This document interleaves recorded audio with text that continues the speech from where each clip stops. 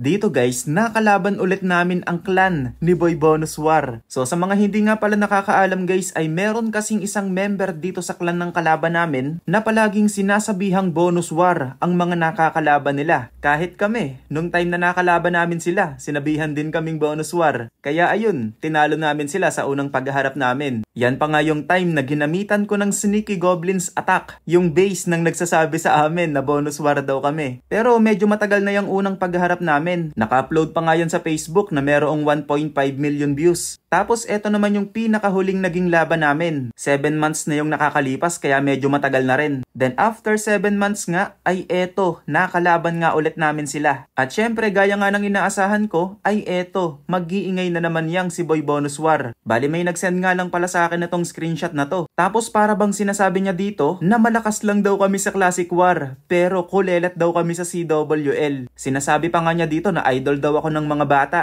Tapos hindi lang yan guys, kasi sabi sa akin nung nag-send nito, palagi daw ako nitong tinitira sa mga comments. Lalo na raw nung nagpo-post pa si No Forever nung nakakaraan. Palagi daw tong nagko-comment na puro bata lang daw ang nanonood sa akin. Kaya sabi ko, hala, kung dati buong clan ang tinitira niya na sinasabihan niya ng Bonus War, ngayon pala ako na mismo ang binabanatan niya. Pero syempre, hindi tayo papatol sa mga ganyan. Sabihin na niya yung mga gusto niyang sabihin. Basta tayo nag-e-enjoy lang sa paglalaro. Bali nung kinabukasan nga guys, pag open ko ng COC, eto na nga yung naabutan ko. Pinerfect na pala kami ng kalaban. Pero expected ko na rin naman na kaya talaga kaming i-perfect na tong kalaban. Kasi alam ko rin naman na malalakas yung mga members nito eh. Sadyang meron lang talaga silang isang member na medyo pasaway. Tapos dito para bang bigla akong na-curious kung anong attack ang ginawa ni Boy Bonus War. Then pagsilip ko, ay eto guys, nag 1 star pala siya. Kaya dito, nireplay ko yung attack na ginawa niya para malaman kung bakit siya nag 1 star.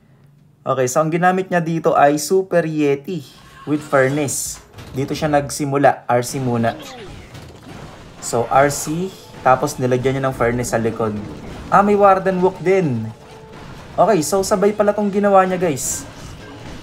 Nag-RC siya doon sa kabila, then nag-Warden Walk din kaagad siya dito. Naka-Fireball ba to? Hindi. Hindi naka-Fireball. Naka-Life Gem, tsaka Rage Gem. So tingin ko parang mas malaki ata yung makukuhang value nito kung gumamit siya ng Fireball eh. Oh, mas malaki yung makukuhang value sana ni Warden kung gumamit siya ng Fireball. Pero diskarte niya to eh. Sige, tignan natin kung anong ginawa niya. Kung bakit siya nag 1 star dito. Ayun, nilapag niya yung mga Super Yeti. Kaso lang ang layo nung lapag niya ng Super Yeti. Sumama ba si Warden? Naku. Ayun lang. Kaya pala. So ang layo nung lapag niya ng Super Yeti kay Warden, kaya hindi nakita ni Warden. Ayun, sumama pa rin pala naman. Sumama pa rin pala naman. Kaso nga lang ang problema, bago sumama si Warden, late na. Naubos na yung mga Super Yeti niya. Ayun o. Naubos yung mga Super Yeti niya. So late na niyang, or late nang sumama yung Warden doon sa mga Super Yeti. Tapos madami siyang ginamit na revive spell. Madami siyang revive spell na ginamit. Yun yung ginamit niya kay RC. Kay RC ba? Tignan natin kung saan niya gagamitin. Ayun, na-revive si RC. So ang layo ng Town Hall. Wala, ang layo ng Town Hall kaya siya nag 1 star. Dito siya nag-start ng RC. Tinanggal niya yung mga kalat dito. Nag-Warden Walk siya dito. Then inilapag niya yung mga Super Yeti sa gitna para sana dire-diretso doon, para sana dire-diretso sa Town Hall yung mga Super Yeti. Eh kaso nga lang ang naging problema, late nang sumama si Warden doon sa mga Super Yeti kaya naubos kaagad yung mga Super Yeti bago makarating doon sa gitna. Kaya ayun, anong nangyari? Nag 1 star nga. So nice try kay Baby Damulag. So ayun na nga yung nangyari guys. Ang layo naman pala ng Town Hall doon sa pinaglapagan niya ng troops. Kaya ayun, hindi tuloy nakaabot sa Town Hall yung mga troops niya. Tapos may nakapagsabi rin sa akin na account niya rin pala etong number 6 na nag 1 star din sa base ko. Kaya sabi ko, hala, mukhang minalas ata si Bonus War ngayon. Nakadalawang 1 star siya eh. Pero di bale, okay lang yan. Ganon naman talaga eh. Minsan malas, minsan swerte. Nagkataon lang siguro na minalas siya dito sa laban namin. Kaya ayun nga yung nangyari. Pero okay lang yan. At least, na perfect pa din naman nila kami. Kaya ngayon, kailangan din nating ma-3-star lahat etong mga natitirang base ng kalaban para makatabla kami sa kanila. Kasi mahirap na, 141 win streak na yung inaalagaan namin eh. Baka mamaya sila pa yung makaputol. Kaya tara guys, wag na nating patagalin. Unang banat, unahin natin dito sa TH14 at gagamit tayo dito ng Fireball Rocket Balloons. So ang gamit natin ay Fireball with Rocket Balloon. So yung mga defense niya pala guys, pang TH14 pa lang. Yun nga lang, meron siyang Monolith, may Rage Tower. Yung mga IT niya pang TH15 na rin. Pero subukan na lang natin kung kakayanin. Yung Fireball papatamain natin sa Eagle. Lagi tayo ng Kokolon dito. Baka may mga traps. May Tesla. Teka lang, baka mamaya may mga Tesla pa dyan. Labas na kayo. Mamaya maligaw pa yung Fireball ko eh. So ilang Invi to? Tatlo. Tatlo ang magagamit nating Invi. Isa dito, isa doon sa IT, tsaka isa dito. So pagkatanggal ng Mortar, ayan, pwede na to. Invi. Hindi masisira yung Eagle guys ha, pero okay lang naman. Risk ko lang to, wag mong badatan si Warden. Kailangan ko yatang i-rage yung Warden, tapos Headhunter doon sa enemy minion Prince. Nasira pala yung Eagle guys. Kahit pala isang Earthquake, kaya. Sige, tignan ko lang kung saan pupunta yung Warden guys ha. Kung sa kaliwa ba o sa kanan. Hindi ko sure kung bakit nasira kagad yung Eagle. Siguro binanata ni Warden, kaya nasira. Kasi ang alam ko, hindi kaya ng isang Earthquake ang Eagle eh. So dito pumunta yung Warden sa kanan, kaya dito tayo maglalapag ng King and Queen sa kaliwa. Sige, unahin ko na dito yung King and Queen. Ngayon si Warden, siya yung bahala sa lahat ng mga nasa kanan. Tapos yung BK at Queen, sila naman yung bahala sa lahat ng nasa kaliwa. Ito, pwede na ako maglagay ng Baby Dragon dito guys, free hit. Babantayan natin yung Warden, babantayan ko din yung King and Queen. Nagdala nga pala ako dito ng isang Skeleton Spell para pang distract sa Monolith. Sige, ilagay ko na dito yung Skeleton Spell para hindi ka agad matarget ng Monolith yung mga heroes natin. King ability siguro gamitin na natin. Yun, yung Spiky Ball tumalbog pa doon sa Monolith, ang layo ng inabot. I-rage ko siguro yung Warden guys. I-poison natin tong bantay. So lumabas na rin yung backup natin ha. Naku, yung Archer Queen, teka lang, inuuna kasi ni Archer Queen yung bantay. I-freeze ko lang tong Monolith. So ngayon si RC, wait lang, siguro Rocket Balloons na lang yung gamitin ko sa Town Hall. Kaya naman siguro eh. Para yung RC. Kasi kung si RC yung gagamitin ko sa Town Hall, mayayari pa si RC nung Town Hall Poison. Sige, wait lang natin na mawala yung rage. Yung rage spell, Tower. Queen ability gamitin ko na. Tapos Rocket Loon.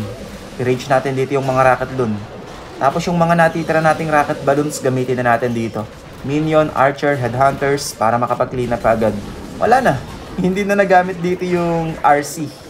Kinaya na kahit hindi gamitin yung RC. So, unang banat natin sa TH14 using Fireball Rocket Balloons. Naka 3-star kagad tayo. So, ngayon, lipat tayo ng TH15. Akyat kagad tayo. So, Town Hall 15. Anong troops naman yung gagamitin natin dito? Uy, anong tawag dito? Teka lang, anong troops ba tong naihanda ko dito? Anong tawag dito?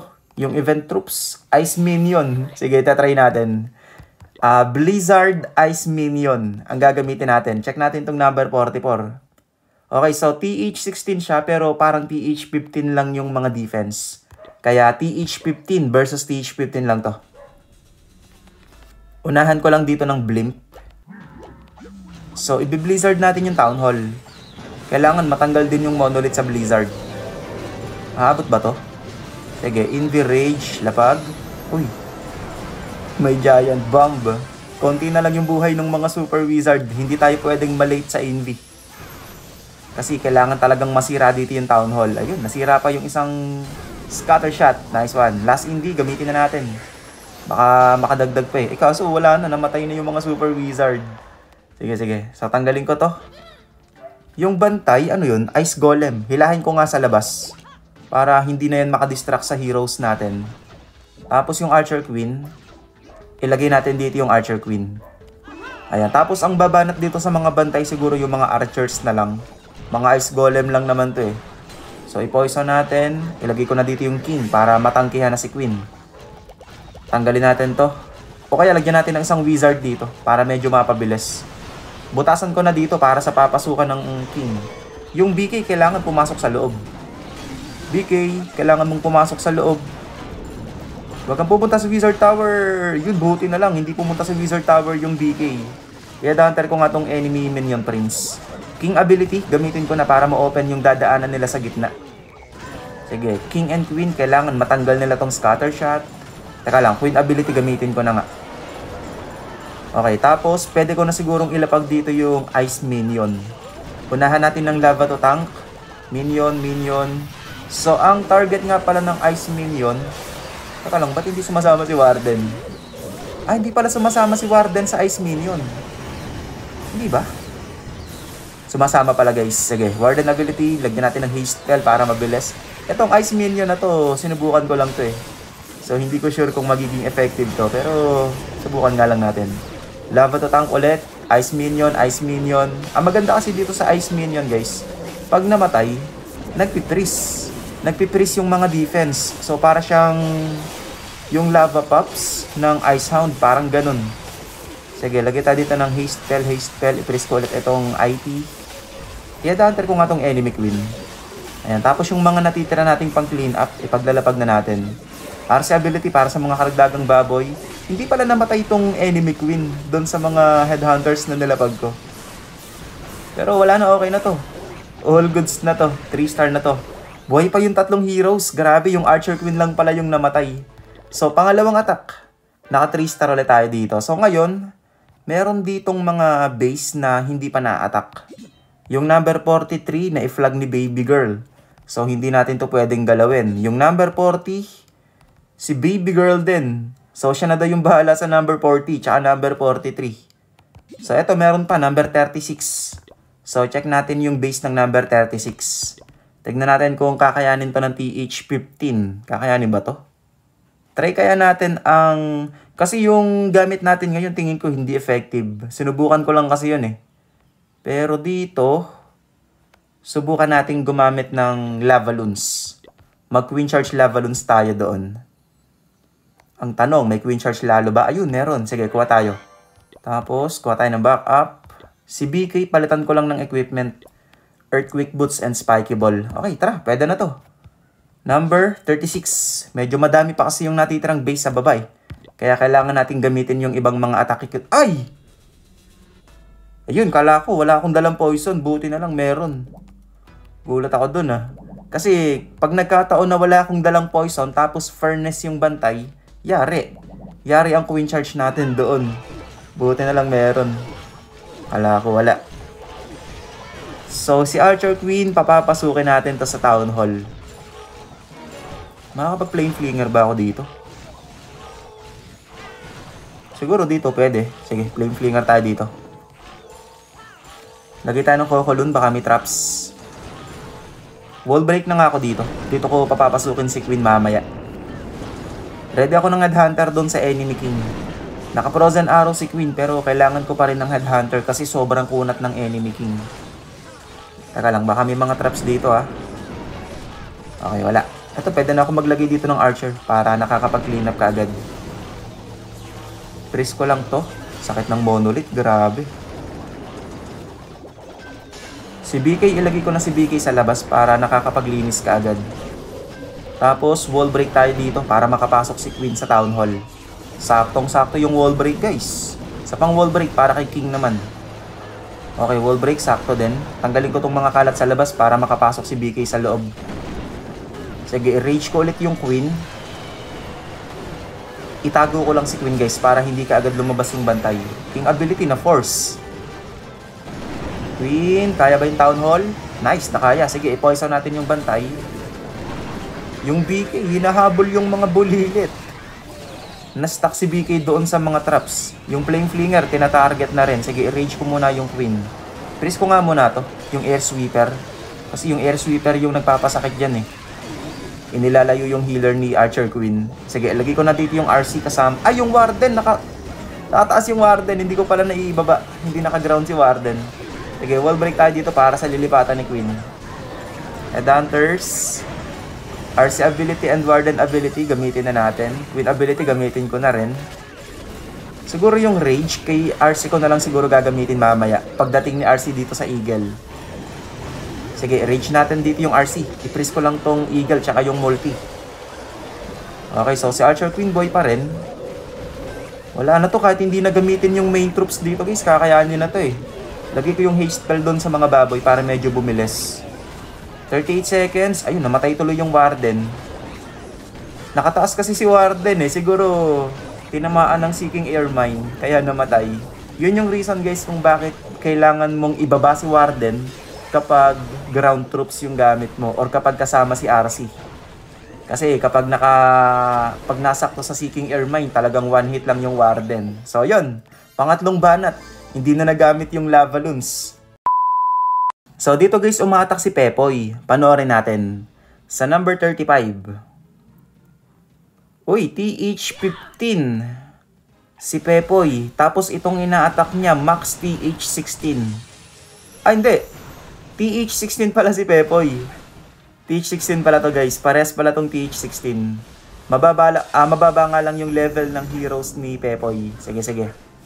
So, RC Charge Root Riders Valkyries ang ginagamit niya dito. Okay, Invi ulit. Ito yung TH15 pala ni Pepoy dati. Siguro in-upgrade niya na. Kaya ngayon TH16 na. Medyo late nga lang yung heroes niya. Medyo alanganin sa TH16. Pero yung atake niya naman, tignan na lang natin. Okay, recall. Saan niya ilalapag yung Root Rider? Tignan natin. Hinila niya muna yung bantay sa labas. Hindi. Dinaretso niya na. Kasi baka nga naman kapusin pa sa oras kapag aantayin pa niya yung mga Ice Golem. So si Warden, naka-Rage Gem. Tsaka Eternal Tome. Yung Archer Queen, nilagay niya sa labas. Yung BK, ang sinama niya sa loob. Bali, meron siyang dalawang Overgrowth spell dito ha. Si Archer Queen, pupunta ba sa labas o babalik sa loob? Babalik sa loob to. Ayun nga, bumalik nga sa loob. Pero all goods pa rin naman kasi konti lang naman yung lilinisin doon sa gilid. Naglagay siya dito ng Headhunter para doon sa enemy minion prince. 4 na heroes niya. May mga ability pa lahat. Grabe. Sige, meron pa siyang Warden ability. Pinitipid pa niya eh. Kasi pagdating nga naman dito sa area na to, masasakit yung mga nandito. So, tignan na lang natin kung saan niya gagamitin yung Warden ability. Si RC, naka-Rocket Spear pala. DK ability ginamit. Meron pa siyang isang Overgrowth spell Pwede pa niyang gamitin sa Town Hall yun para maging panghuli na lang yung Town Hall. Warden ability, hindi pa rin niya ginagamit. Wala, naubos na yung Root Rider. Teka, konti na lang yung natitira sa Root Riders niya. Balak niya atang iswag Wala na. Isaswag yata ni Pepoy yung Warden ability. Grabe guys Warden, Archer Queen, RC. 3 heroes, may mga ability pa. Wala na, hindi na to gagamitin ni Pepoy. Yun saktong-sakto yung pagkawala ng Overgrowth. Sabay dating naman ng mga heroes niya. Yung Archer Queen, nasa labas, nagwa-walling. Wala na. Swag na yung ability ng mga heroes. Grabe naman yun. Nice attack. Para kay Pepoy, using Root Riders and Valkyries. Okay, so ngayon, akyat tayo ng TH16. Sa Town Hall 16 naman tayo babanat. Ang alam ko, naka-Queen Charge yata to. Ayan Queen Charge, Rocket Balloon. Okay. So, number 30. Ito ba yun? Okay, ito nga. So, tara. Banatan na natin. Queen Charge with Clean Up Rocket Balloons. Tanggalin ko muna to. Tapos, magpe-Flame Flinger tayo dito. Archer Queen, Healers. Dito, hindi na ako mag-Headhunter. Kasi naka-Frozen Arrow si Queen. Kaya-kaya niya yung Warden na yan. Pero yung Enemy King, lumalapit. Pag nagsabay yung Enemy King at Warden, eto, kailangan ko nang mag-Rage tsaka Headhunter. Nagsabay na Queen, bilisan mo. Kailangan mong tumangki mamaya kay Flame Flinger. Lagyan na ako dito ng Wall Breaker para sa papasukan ng King. Naku, yun na nga, sinasabi ko. Ang bagal ni Archer Queen. Kasi si Archer Queen yung tatangki sa Flame Flinger Nasugatan na yung Flame Flinger bago nagtangke si Queen. Sige, okay lang yan.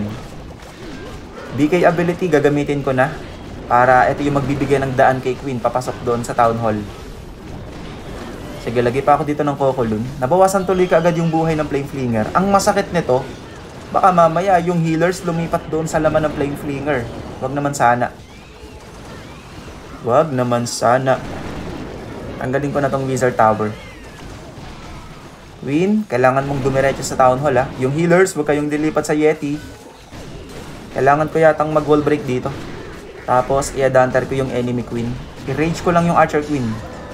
At binabanatan siya ng Ricochet Cannon. Okay, ang ganda ng pasok ni Archer Queen sa Town Hall, guys. So, pag lumabas na yung bantay, tsaka ko ilalapag yung RC, tsaka yung Warden. Okay, dito ko na lang ilalapag si RC at Warden sa kabila. Dito na lang. I-advanter ko yung enemy Queen. Okay, yung RC and Warden ability, pwede na yan. Gamitin na natin yan. I-poison ko yung bantay. Wala, hindi si Archer Queen ang nakapagpalabas dun sa bantay. Makakadistract pa tuloy kay RC yung mga Ice Golem. Sige, yung mga Rocket Balloons gamitin na natin. Rocket Balloons dito. Saan pa? Dito, pwede. Rocket Balloon. Rocket Balloon. Yung mga pang-clean up, ipaglalapag na rin natin dito. So, meron pa tayong mga natitrang spell. Tingin ko, hindi na magagamit ito. Yung mga Archers, Headhunter. Wala na. Archer Queen ability. Sige, pwede na yan. Gamitin na rin natin. 44 seconds. Clean up na lang to. So, siguro yung range gamitin natin dito. Pampabilis sa clean up. So, yan. TH16 attack. Naka 3 star ulit tayo dito. Teka lang. Kasi meron pang mga kailangan linisin sa baba. Yung 1 and 2 sa akin yan. Pero, medyo marami pa yung naiiwan sa baba. Ay, may dalawa na lang. Kaso lang si Baby Girl.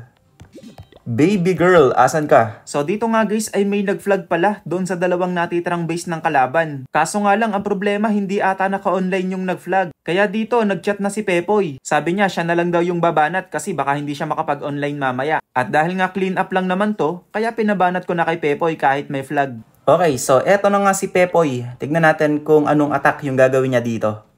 So Root Riders Valkyries pa din. Meron siyang dalang Earthquake. Tapos, dalawa pa rin yung Overgrowth na gamit niya dito. Oh, sige. Ginamitan niya ng Envy yung mga defense dito para yung RC mapilitang pumunta kaagad doon sa Ricochet Cannon.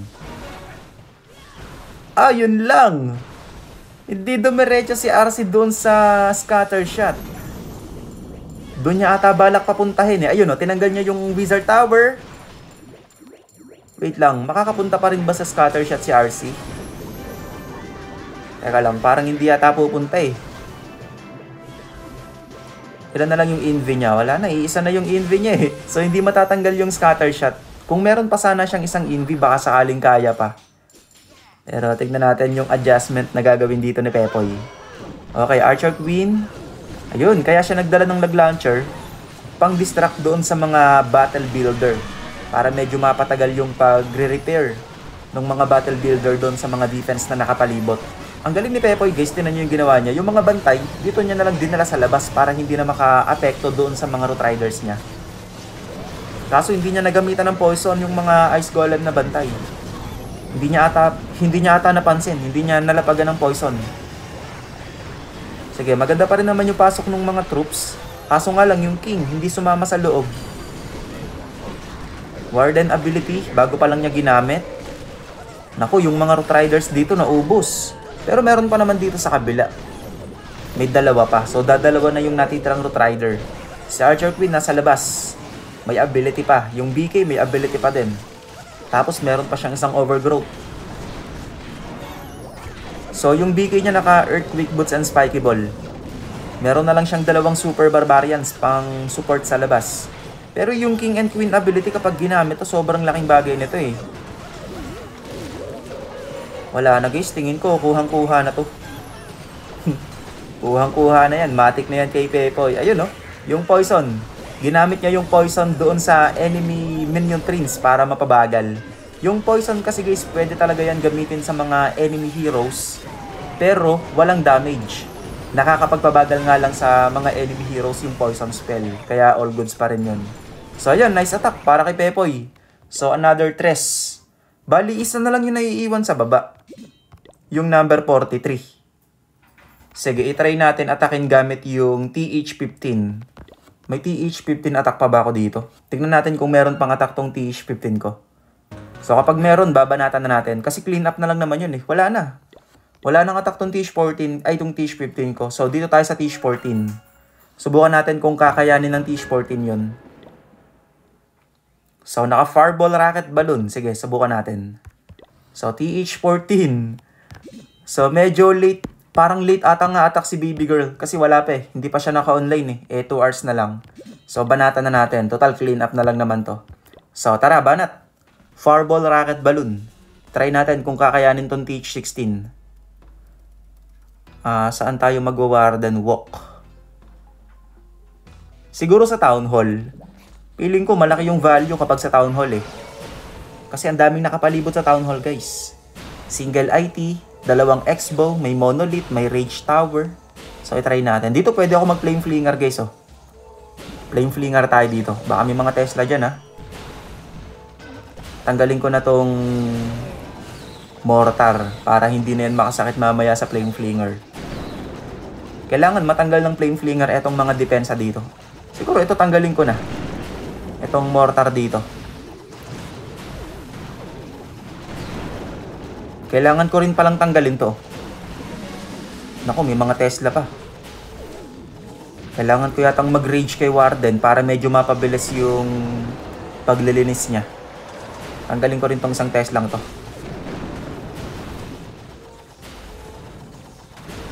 Okay, all goods naman. All goods naman. Pwede na siguro to guys. Pagkatanggal ng... Ayan, pagkatanggal niyan. O kaya, agahan na natin. Invi. Fireball sa Town Hall. Sakto ba? Boom, sakto. Yun nga lang, hindi nasira ang Town Hall. Kaya ba to? Kaya. Buti na lang kinaya. Hindi pa naman ako gumamit ng Priest o kaya ng Rage. Pero all goods pa rin to kasi si Warden, dediretso pa rin yan sa Town Hall. Sige, Rage ko muna yung Warden. Priest ko lang to. Tapos, Archer Queen sa labas. Yung Flame Flinger natin, all goods pa rin. Si BK, ilagay ko na dito. Naku, madededo si Warden dito. Dami nung... Teka lang, hindi ko nabubuhayin si Warden. Ay, hindi, buhayin natin. Kasi meron pala akong skeleton spell dito. Pwede kong gamitin yung skeleton spell mamaya. Tanggalin ko to. Clean up natin yung mga nasa labas. Tanggalin ko to. Tapos, ilagay ko na dito yung RC. Okay, so skeleton spell pang distract dito sa single IT tsaka sa Monolith. Kaya ni Warden sirain dito yung Monolith mamaya eh, kung hindi siya sasama kay Queen. Ayun lang. Sige, hindi ko na bubuhayin si Warden. Sumama na si Warden kay Queen eh. Yung mga wall breaker, ipagtatapon natin dito, makakatulong pa yan. Rocket balloon, gamitin na natin. Sige, paglalapag na natin dito yung mga rocket balloons, makakatulong na yung mga yan. So, binabantayan ko dito yung RC kasi baka matutukan siya ng Monolith. Pag tinutukan si RC ng Monolith, gamitin natin tong Last Priest. Wala na, all goods na to guys. I-freeze natin to. Yung mga natitirang pang clean up, ipaglalapag na natin. Headhunters. Sige, dito na natin ilapag yung Headhunters. So wala na, 3-star na to. So TH14. Nakaya nga yung... Anong TH ba to? TH16. Pero yung mga defense naman ito, pang TH14 lang din ata eh. So yun. Dahil dyan, dalawang base na lang. Dalawang base na nga lang ba? Ayan, dalawa na nga lang. Yung number 1 at number 2. So kapag na 3-star natin tong dalawang to, makakatabla na kami sa kalaban. So dito nga guys ay dalawang base na lang yung kailangan natin ma-3-star para makatabla kami. Pero bago natin banatan yung dalawang base na natitira sa kalaban, ay meron nga pala akong creator code. Pwede nyo po akong isupport gamit ang aking creator code na June kung meron kayong mga bibilin sa shop. Malaking tulong po yung support nyo sa akin para mas makapagpatuloy pa sa paggagawa ng mga content. Kaya maraming salamat po kaagad sa mga magsusupport at sa mga patuloy na nagsusupport. So dito nga guys, dalawang base na lang yung natitira sa kalaban, yung number 1 at number 2. So tara, unahin na natin tong number 2. Gamitan natin ng Fireball with Rocket Balloon. Pero dito, Minion Prince yung isang ginamit kong hero eh. So naka Minion Prince tayo ngayon. Kaya ngayon, aagahan natin yung lapag. Kailangan maaga yung lapag sa Minion Prince. Lapag ko na kaagad dito. Tapos, kailangan kong tanggalin tong air defense para hindi kaagad mabugbog yung Minion Prince. Bantayan ko din yung Warden kasi meron ditong multi-gear.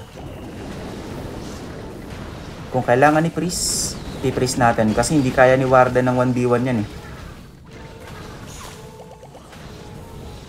So, kailangan tanggalin ni Minion Prince yung mga nandito. Ayan, lahat ng mga nandito kailangan ubusin niya ni Minion Prince. Bali, 3 nga pala guys yung ginamit ko ditong Earthquake. 3 Earthquake. Tanggalin ko na nga to. Tanggalin ko rin to.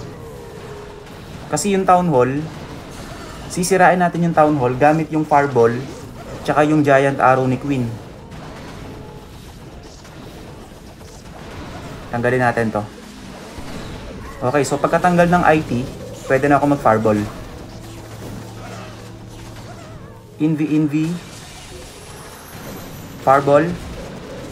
Giant Arrow sa Town Hall. Boom! Sakto! Sige, ngayon si Warden, siya na yung bahala sa mga nandito. Siege Barracks, gamitin natin. Poison sa bantay. Eto, tanggalin na natin tong... ang tawag dito, Fire Spitter. Gamit yung Rocket Balloon. I-rage ko dito yung King and Queen. Freeze natin to.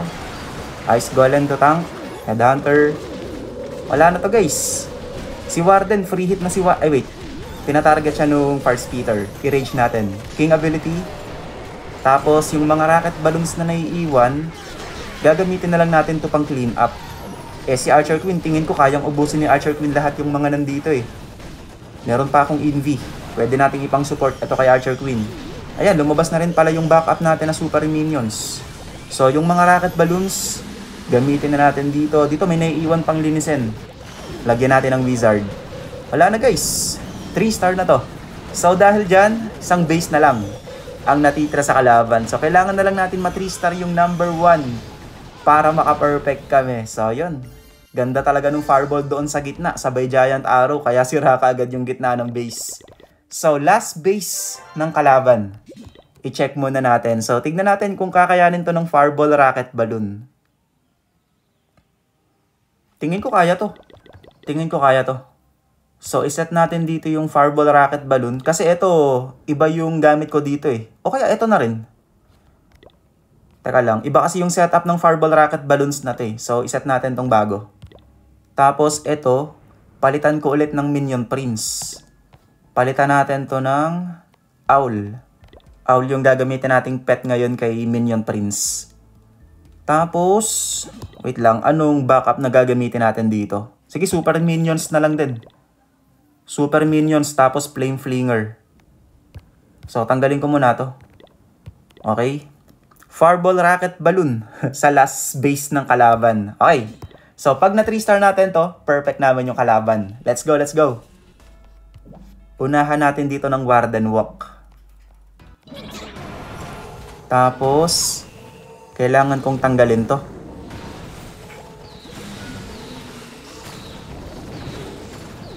Tapos, kailangan kong tanggalin yung... ayan, yung X-Bow. So, pagkatanggal ng X-Bow, gagamit ako ng Flame Flinger. Okay, tapos ito naman, yung Fireball ni Warden, kailangan natin mapatama doon sa gitna, sa Rage Tower.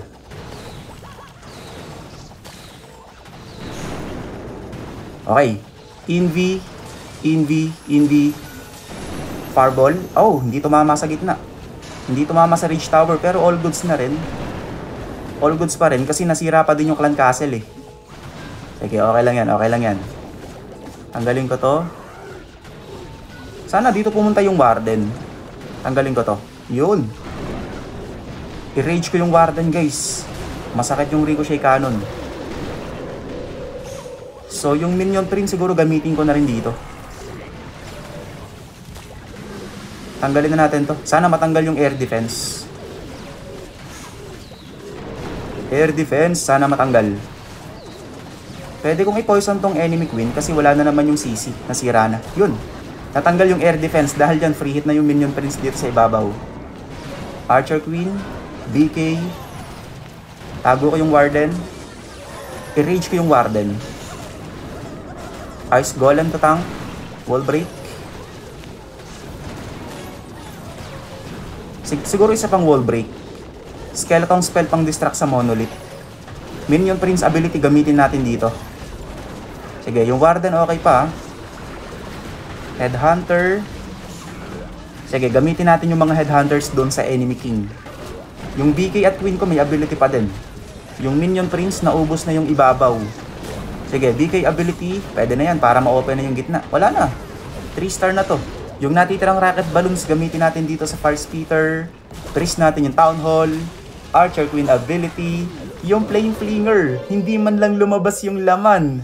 So wala na. Dahil dyan, perfect na rin namin yung kalaban. So, tabla na yung laban namin. At ayun na nga guys, dito ay na-perfect na nga natin yung kalaban. Kaya dahil dyan, safe na ulit ang 141 win streak namin. Bale, hindi ko nga man lang nagamit dito yung attack nung tatlong TH17 ko eh. Kaya shoutout pa din sa mga kasama ko dito sa Dark Angel. Kasi halos sila talaga yung umubos sa karamihan ng mga base ng kalaban. Kumbaga, ang inattack ko na lang dito yung mga naiwan na lang talaga. Bale, eto na nga pala guys yung naging result ng laban namin. Natapos nga yung laban namin ng draw, kaya walang nanalo at wala ring natalo. Kaya nice game ulit sa mga taga Big 3.